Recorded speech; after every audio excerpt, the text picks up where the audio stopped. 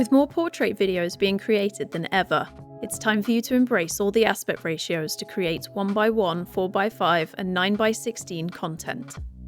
I'm Hbomb from Up Your Edit, and I'm going to talk you through auto-reframing your videos for things like TikTok, YouTube Shorts and Instagram. When you've created your 16x9 sequence, you can right-click on it and choose Auto-Reframe Sequence.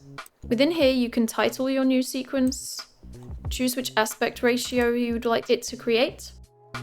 So within here you've got 1x1, 4x5, 9x16, and also a 16:9 if you weren't starting with 16:9, as well as custom should you need something different to the above. Underneath that you have motion tracking, which I will select default because I've got a mixture of shot types, but if you had a lot of slower motion you would choose that one, and if you had a lot of fast motion you would choose faster motion.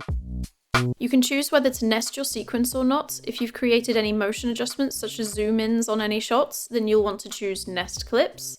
As it says here, this will keep the motion adjustments but remove transitions. If you choose don't nest clips, it'll keyframe any motion adjustments along with the keyframing to reframe the images. As you can see, it's automatically placed it within the 1x1 aspect ratio and it's made a movement. Let's see how that looks.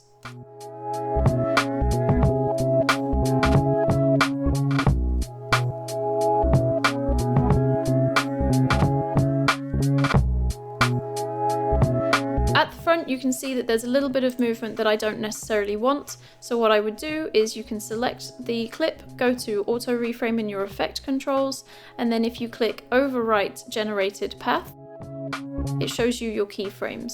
And I can go across here, see where the offending keyframes are. So I don't like this movement backwards at the end, so I'm going to delete that. And it makes it a little bit smoother. You can go in and you can adjust any of these. As you see now, you've got your stopwatch toggled, so you can go in and create more keyframes. I could drag this keyframe to be at the front, just to smooth any of those shots. You can also add auto reframe onto any clips at any time if you weren't reframing the entire sequence. So for example here I've got wakeboarding, which I've just thrown, it's a 9x16 sequence and I've just thrown a 16:9 clip onto there. If you go into effects and you search for auto reframe, or you just go into video effects, transform, and that's where auto reframe is, you just grab it, throw it onto your clip, and you can see that it has already analyzed the shot for the clip. So if I play this through,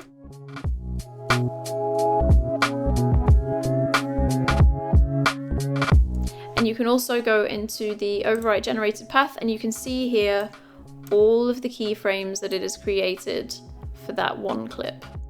Not only will this save you a ton of time, but you can save even more by simply continuing to right click on each of the sequences, go to auto reframe sequence, and then just keep choosing the different aspect ratios that you want, and it will make all of those sequences for you.